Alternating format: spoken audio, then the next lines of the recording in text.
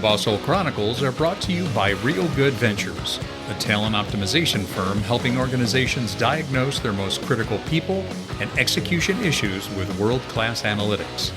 Make sure to check out all the resources in the show notes and be sure to follow us and share your feedback. Enjoy today's episode. Hey, everybody out there in the Boss Hole Transformation Nation. It's good to have you with us. I'm your co-host, John Brewer, and joining me as always is the remarkable and amazing, my friend, my co-host and colleague, Sarah Best. Sarah, how are you doing? I'm doing awesome, John. Thank you. Happy New Year, and it's good to be back at it. Yeah, we are having a strong January in 2023. I mean, the list of guests and subject matter experts on the show have been amazing, and I would encourage everybody keep going back and looking at some of our more recent ones because they're remarkable. And today is no exception. We have a subject matter expert joining us. Sarah, I'm not going to waste any more time and throw it over to you so you can introduce our guest today. Thank you, John. I'm really looking forward to our conversation today. I just think there are no accidents ever. And this introduction came about, I don't know, a month or so ago. There was a leadership event that happened here in our community, a pretty big one. And one of the keynote speakers, several of the participants who attended shared with me that I should introduce myself to this keynote speaker and check out his podcast and see if he'd be willing to perhaps be a member or be a guest on our show. So as I did so, I researched back, and many of you remember where you were when we all went home back in March of 2020. Well, I remember this particular podcast and this particular host. Back at that time, I was introduced to our guest through some of the other podcasts I listened to, but his weekly messages and weekly podcast kind of became a stronghold for me at what I think was a really difficult time for all of us. So it is my pleasure to welcome, and I'll share some introduction here in just a minute, but to welcome to the podcast today, Mr. Ryan Hawk. Ryan, welcome. Thank you, Sarah. Good to be with you, both you and John. I'm excited to talk with you today. I feel like, if we could say we sort of struck a vein, you have this contact with the entire sort of global world of management and leadership development. And you're just a guy who's talking about his own story and talking about his pursuit of excellence, if you will. Ryan, you are the host of a top 5 podcast on Inc. magazine. It's called The Learning Leader Show. That's the show that I started listening to when, I was out in March and May and April picking weeds from my garden, just wondering what the heck was going to happen with the rest of the world. You are a keynote speaker. You're an author. You're an advisor. We would say that you have had contact and continue to interview some of the most renowned authors and people in the world of management and leadership. You yourself have consulted with sports. You've been part of the military. You've worked in the corporate world. You have millions of listeners. In fact, you're in 150 countries with your podcast. You consult with the NFL, the NBA, the NCAA. Like us, you use data and insights to help people perform better and find purpose and passion. You have 2 really amazing, outstanding books. We'll talk about both of these today. One is Welcome to Management, How to Grow from Top Performer to Excellent Leader. And I think this can become a great guide for the managers and supervisors that find themselves promoted. Your second book, The Pursuit of Excellence, released last year. So first one was in 2020, this one 2022, really talks about some key principles that we probably should all pay attention to. You're from Ohio. You hail from Dayton, Ohio. Well, you use your upbringing and your experience and exposure to the Wright brothers as part of your powerful story. Maybe we'll touch on that today. But Ryan, let's back up. Let's talk about the first book you wrote, Welcome to Management, and talk to us about why that became such a powerful guide for elevating a person's performance, their presence to the leadership level. I wrote Welcome to Management because it's the book that I needed when I got promoted. Unfortunately, Nice. I exhibited a lot of the qualities that you talk about in the show that you don't want. Being the CAO, the Chief Answer Officer, even though you don't know what you're talking about, but you still claim that you do. never saying I don't know, always being sure of yourself, all of the qualities that we don't want. And so my hope was that I could write it for that one person that I was having a one-on-one conversation with who has just newly been promoted. My hope is that you crush it as an individual contributor, you get promoted, even though the job you're now being promoted to has absolutely almost nothing to do with what you just did really well as an individual contributor. Right. I want that person to get a nice firm handshake with the boss that just promoted them, and then in the other hand, they're giving them welcome to management to help them on this journey and not make nearly as many mistakes as I did. So really, it was out of my own kind of selfishness, the thing that I wanted or wished I'd had when I got promoted. And the cool part about it is along the way, I wasn't just drawing from my experience. In fact, I was drawing from the experience of many other people far wiser than me that I had interviewed for my podcast, The Learning Leader Show. So the combination of those things, I think, made it and continues to make it a more useful book so that it sells more each year than it did since it came out, which doesn't always happen. So I'm very proud of that aspect of it. I know my publisher is very happy about that too. But really, to me, it's just about I think books are artifacts to make an impact in the world, and that's why I like to write them. One, because I think it's really hard, but two, to hopefully make an impact in a more broader way. Because not everybody, as you guys know, listen to podcasts, but everybody knows what books are, and so I think that's another medium to hopefully help people. It's interesting, Ryan. I think about, and Sarah and I have talked about this on the podcast. We all have. If anybody's gone into management, chances are you've sort of spent some time in the boss hole zone inadvertently. For sure. And years later, going back to some of the people that may have been on my team, I just know there are a few that I've apologized to, and I said, I'm sorry for what I didn't know. And it was, you were the victim of that, but that's got to be something very central to the book, just because it's like, oh my gosh, I learned some of these things from perhaps other boss holes, and we've got to turn that around. We've got to reinvent the role of the manager, and because it's totally different. It's a total different mindset and set of behaviors and traits that's required. Exactly. There are elements. So I was in sales. And I got promoted to then lead the team that I was previously part of. So they were my teammates one day, and then literally the next day, right, I was their boss. And that in alone is kind of a weird circumstance, but it's normal. It happens, especially in that sales world. But I quickly found out that yes, there were elements of the things I were good at that I could then teach and mentor and pass on to my team, but that was just a portion of the job. The whole landscape of being a leader, a manager, and a coach was still foreign to me, even though I led on the football field. That is not the same. There are parts of that help, and I think that's actually part of why I got promoted, in addition to being near the top of the stack rankings in that sales world. But there were so many parts about the job that I just had never done before. I never really thought about before. I assumed it was much easier than it was. As an individual contributor, you always, at least it's normal to make fun of or to criticize the CEO and all of the leaders because, they don't know what they're talking about. They don't know what they're doing. And then you get the job and you realize, this is far different. It's just like when you watch sports on TV, it's easy to think you watch a quarterback and say, how did he miss that guy? He was wide open. Well, you don't understand the defensive lineman in your face. You don't understand the checks. You don't understand how to read it. There's so many parts of doing the thing that you don't get until you actually are doing it. And so again, my hope is that we can help minimize some of those mistakes and some of those areas where we've messed up before you do them. Now, I still think actually doing the job is probably the best way to learn, but there are resources, hopefully, that I'm part of creating that can alleviate some of those mistakes. Well, and I'm just curious too. So the book was in you, the ideas and your learning, being able to share that in a paper format. What was the impetus for the Learning Leader Show? What got you involved in the podcast world?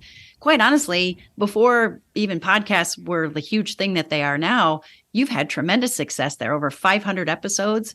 What prompted you to go into that world? I gone back to school because my company LexisNexis gave me $5,250 a year, which is a standard amount to be reimbursed to go get a graduate degree or any degree. And it took me 6 years to get my MBA. I did it slowly because I was working full time. And once I finished, I got that. I got my MBA. I immediately started looking into further graduate degrees because I thought it was wasting money to not go through the reimbursement process every quarter, because I'd done it for 6 years. And I thought, wait a second, I can't stop. I need to keep learning. I need to keep doing more. So I actually looked into even applying to further graduate degree programs, even potentially PhD programs in management or leadership, just searching it out. I was in the early stages of that. But I also thought back to the process of getting my MBA. Like, I didn't really enjoy it. I did it because I thought I needed the certification to help me grow in my career. It was really hard. I hired multiple tutors. I didn't love all my teachers. I definitely didn't love all of the classes. I wasn't that curious about probably half of them or more. And so as I'm applying or thinking about applying to get another degree because I have this money to use as a reimbursement tool, I thought, is there a better way? Maybe a better way would be for me to create my own form of a leadership PhD program where I get to choose every single one of the professors and I get to ask them the questions I'm most curious about, and do it in the form of a podcast. I've been listening to other podcasts, some of the earlier ones that have been around for a while. I've been listening to some of those. I've been interviewing a ton in my job as a sales leader because we were growing very fast and hiring lots of people, both for my team and I'd help out other teams. So I'd interviewed tons of people. I was listening to podcasts. I wanted to create my own form of leadership PhD program. Well, what if I started my own? And then I could create some sort of a platform so maybe I could reach out to some of my literary heroes. We mentioned Patrick Lencioni earlier on, right? Yeah. Form actual relationships with these people. Who knows what could happen? And then I think I like the idea of learning in public. I'd seen others do this where you're willing to publish your learnings along the way. Like, I'm not teaching the audience, I'm learning alongside of you. And that's kind of the community I thought might be a cool thing to build. I had no idea if that would work out at the time. I had aspirations. I was hopeful. So I published them, the learning along the way, the kind of me being an idiot and just trying to get better and better and better. And the cool thing that happened is then as the platform kind of grew, and yes, it was a little early, so it rated very high in Apple Podcasts, called iTunes initially at the time. And that then gave me the opportunity for it to spread well beyond just kind of the people who knew me, the people in my community, the people I worked with, and on to really the whole world. And then that afforded me the opportunity to leave my corporate America job in 2017 after primarily because the market was telling me, hey, can you come give a speech here? Can you create a leadership development program for us here? Can you come advise here? And enough of those opportunities came up that then I was able to walk away from that and do this full time. And so initially it was kind of a jarring change, but now it's been crazy that it's been 5+ years, and it's I feel very fortunate to get to do the stuff that I really enjoy doing pretty much every day. Forbes calls your podcast the most dynamic leadership podcast out there. And I think I might have mentioned earlier that Inc. magazine rates your podcast in the top 5 for becoming a smarter leader. And it is these bite-sized nuggets of all these amazing brains and thought leaders out there, Patrick Lencioni being one. He's been on your podcast a number of times. It was his podcast that connected me to you, Ryan. That's how I first became aware of the Learning Leader Show. But just for our listeners' benefit, I just want to share just a snippet of some of the guests you've interviewed: John Maxwell, Jim Collins, Guy Raz, Susan Cain, of course, Patrick Lencioni, Liz Wiseman, Dr. Gary Chapman. We talked about his 5 love languages this past year in one of our episodes. Marcus Buckingham, Jane McGonigal, Ken Blanchard, Daniel Pink, James Clear. The list goes on. So I love this idea of bringing the learning right to your microphone and to the world in this powerful way. And for whatever it's worth, when I thought back, like, hey, what were the saving episodes for me during the pandemic? It was 358, which featured a subject on trust. It was 359. That was Pat Lencioni, 3 actions leaders need to take in challenging times. 364 was Derek Sivers. How to redefine yourself, make big decisions, and live life on your terms. I think many people are still trying to figure out, who am I supposed to be now? Like, I know what I don't want from before. I'm not entirely sure what I do want. One of my all-time favorites, number 375 with Miranda Hawk, your beloved, who you guys talked about how to cultivate a loving relationship. So just to highlight, this learning, but it's in digestible amounts of content where people can actually take away tools and practice things. So bravo. I think it's pretty powerful, and I hope our listeners tune in. We'll make sure we chronicle, the access to your podcast and your Learning Leaders show in our episodes.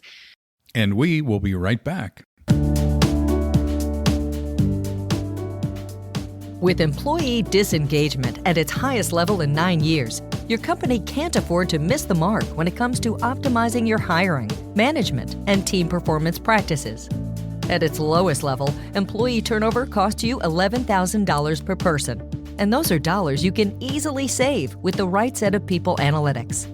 Real Good Ventures is a talent optimization consultancy specializing in world-class analytics specific to your people and the critical role they play within your organization.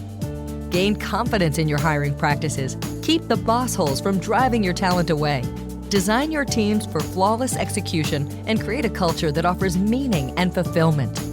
Real Good Ventures has a family of validated diagnostic tools specific to the human aspect of business, because we know that all business issues are people issues.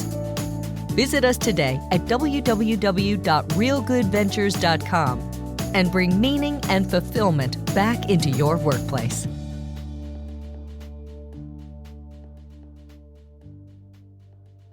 Okay, let's get back to the program. Can we talk about your next book, the one that published about a year ago? Sure.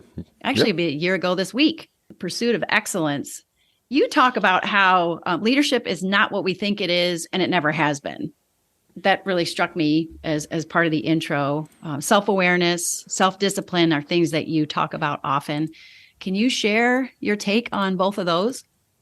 We could probably go for an hour. I think especially when you talk about a boss, like we all know those bosses that had a low level of self-awareness. Not good. Right. But I think there's just a lot of work to do. I mean, I had Tasha Urich on my podcast, and we talked a lot about, she's an expert in self-awareness. She's written books about self-awareness. And the statistics are jarring. And the simple fact is more than 80% of people think that they are highly self-aware, but less than 10% of them are. So most of us think we're self-aware and we're not. So it's always doing the work, and it's never-ending work in order to make sure you have the who in your life, the people you're surrounded by to keep you in check, to have the reflective process to say, what are my core values, and am I living up to those values, right? Like, how do I actually live up to what I claim to be important to me, and who is in my life to keep me in check, and who do I do that for as well? So with these mutually beneficial relationships, I think that's a big part of it, is like having prompts, doing journaling, reflecting, really analyzing what you're actually doing each day and how you're encountering people. And if things seem off too frequently, like start to question yourself and wonder, like, hey, let me meet with a mentor. Let me meet with someone and say, this seems off too frequently. I must be like, in my case, I always think it's my fault. Like I've done something wrong and then at least have a conversation with people in my life who I know trust me and love me and care about me and want to help me. I try to do the same for them. And I think that can hopefully keep those levels of awareness in check. When it comes to discipline, some of this is ingrained, but some of it can be learned. I certainly think it's both in my case. I grew up in a very disciplined family. My parents are very disciplined people. They still are. I talked to them this morning. They're in Florida right now away from this snow. Both of them, though, work out tons each day. They're very disciplined about their bodies, about their mind, about their wellness, about their relationship. I think that's all disciplined. So I grew up in that household. I'm surrounded by two brothers who are both very disciplined people. My wife's disciplined. And so in a way, it's like your surroundings are very helpful, who you see and how they behave. But I think that's what creates a lot of the cool opportunities for me is just the willingness to get up and do the work and live by those values each day, especially on the days when you don't feel good. And to me, I try to help people start podcasts or write books. And this is probably one of the biggest areas is there's a lot of excitement around the idea, around the project, around getting started. It's still a lot of work, but there's a lot of excitement. And usually it gets started, and people can use that energy and that kind of adrenaline rush to get started on whatever the project is. The difference is the discipline to be consistent each day to do the work, especially when you're not getting the results that you want, or especially when you don't feel very good. And to me, I'm just, and maybe it comes from our family, I'm not exactly sure, this idea of I'm shipping work Sunday at 7:00 no matter what. Multiple bouts of COVID, traveling all over the place, family things going on. It ships at 7 Eastern every Sunday, no matter what. And it has since day one, never missed. That takes a lot of planning and prep because crazy things happen, like your appendix ruptures and you got to go and it's Saturday. Well, that the podcast is already in place for a month leading up to that day. So I can have my appendix rupture, go get surgery, do everything I need. It's still shipping. So like all that stuff is the discipline consistency that I think makes it so there's no excuses. Like no matter what happens, there's no excuses to miss. There's no excuses not to show up and do the work.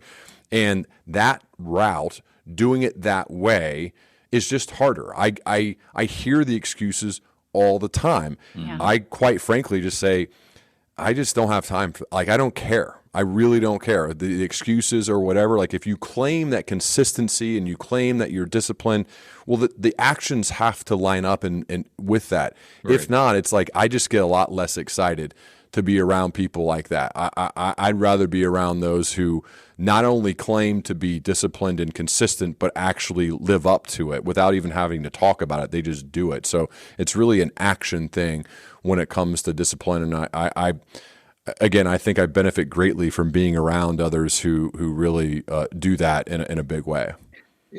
Ryan, that's interesting because in our world of our mission is to help people find meaning and fulfillment in their work. We just happen to use science to do it. Behavioral science, EQ, psychological safety. I mean, we measure everything, but in certain cases, there are people that are not necessarily wired for a structure and high discipline. That doesn't mean they can't do it. Their level of adaptation and the tools that they use or the from whom they borrow those, that's exactly what you're talking about. It's just the capacity to really stay with it. And we acknowledge that's tough for some people, but at the same time, what are the things that are inhibiting you from staying with that discipline? Those may be the things that you have to push out of the way and make room if to your point, you actually want to pursue that and see that it happens every single week, every Sunday. By the way, did that really happen with your appendix? Yeah. Oh my gosh. Yeah. It burst on still a Saturday. Delivered.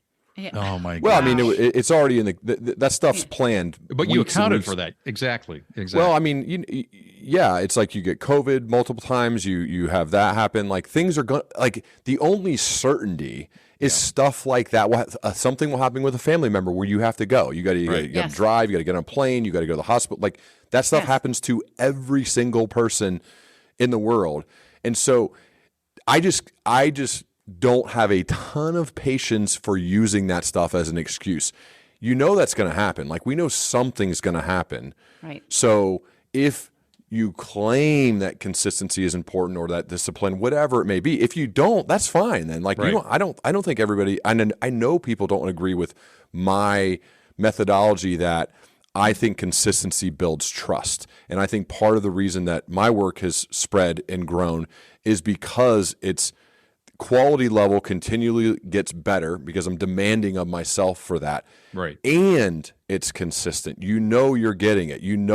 Paulina Pompliano and I talked a lot about this on our episode together. She's brilliant, but we are of the same mind when it comes to saying, because she ships her work the same time every week, and her audience she's built up trust over years and years, knowing that that's what they're going to get, a high quality article that ships at the same time on the same day, no matter what, every week. Yep. Others don't necessarily, like there are others who aren't like, which is fine. I'm just saying, to me, I have 4 core values, and one of them is being consistent. So this is how I live that out. And it's important to me if I say this is that it's a core value of mine. Well, it only counts. It's only real if you actually do it. It's not a real value if you don't live it out. It's just a word on a wall like we see at some companies. I don't care. I don't have them hanging up on the wall. I know them, and I try to live them out. It's not about like plastering them everywhere. It's about living that. And so I think that's also part of being disciplined, is kind of doing the work. That took a lot of work to kind of come up with those, and and a lot of kind of like, oh God, wait, where am I? Oh, okay. And then figuring out how to live out those values. That's so good. I don't know if other listeners are squirming a little bit like I am. I'm the kind of person who discipline does not come very naturally to me. And I love the benefits. I love the outcome and the results, but I don't want to have to do all the work. And admittedly, I will try to cut a corner if I can, or cut it short. That was good enough. So, I want to say to someone like you, Ryan, who seems very naturally inclined toward discipline, and I think it's probably both nature and nurture for you. You grew up in that environment. It's probably part of your hard wiring. Yep. I would say put some of that in a bottle and I'll buy it. I'll buy it from you. But it's good. And it's something that someone like me and probably many of our listeners need to confront, because everything you talked about is true. Everything we say is really merely an excuse if it's not the consistency and the result that we promise to deliver. So thank you for that. That's a powerful takeaway. I'm by the way, this is not for everybody. I think I note that in my books, definitely in the second one and then future ones. But I am okay, and I think like Seth Godin says, like it's not for everyone, and I've kind of gotten to that point. It's taken me some time to realize like it's just not for everyone, and that is completely okay. And if it's not for some, hey, like just like others out there, I'm not for them either, meaning like I'm not going to buy in or appreciate their way. The cool thing about it is I think us as leaders have to figure out the best way for us. There you go. And one of the ways to do that is to have your eyes open and to be studying other leaders who are sustaining excellence over time and saying, oh, I like that element. Yeah, I'm going to incorporate that. Oh, I like that element. I'm going to incorporate that. But it's not really about saying I have to copy somebody else. It's finding maybe bits and pieces from a wide variety of mentors and saying, yeah, that aligns with me and my values and where I want to go.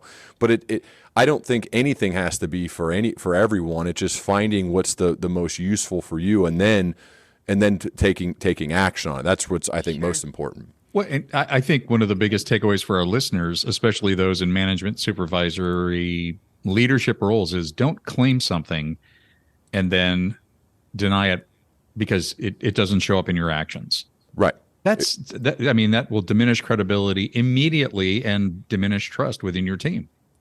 100%. Yeah. I mean, and I think that's a mistake a lot of us make. I know I did. Like I had like these 10 guiding principles that I was like, yeah, that sounds good. Let's just put that up on the thing. Oh, I did this, and then but they weren't necessarily real, or they weren't mine. They weren't. I think a better way to put it is there wasn't enough thought and reflection put into when you list those things out. This is what I'm about as a leader. Well, they look good, they sound good, but is it real for you? Is it authentic? Have you done the necessary work to say, yeah, this aligns with kind of how I'm actually going to operate? I think that's a very common mistake, especially newer leaders make, because you think you need to have something like that, but you haven't done the work to actually kind of ensure that it's aligned with you. Like personalize it to yourself. Right. And I think that's important work. I've done a little bit of that. I could always do more of that. Since you talked about your values, thoughtful, curious, consistent, those are 3 that you identified that you lived into in 2022 when you did your end of the year reflection. It was an essay that comes up. People should also sign up for your Mindful Monday. It's a curated set of content and ideas and some of your writing that comes in the inbox every Monday. It's very powerful. Thanks for listening to part 1 of our conversation with Ryan Hawk. Make sure to listen in next Tuesday and hear part 2 and learn more of the amazing work that Ryan is doing. And as always, for those of you that have your own Boss Hole story, reach out and let us know, because we'd love to make your story part of the Boss Hole Transformation Nation.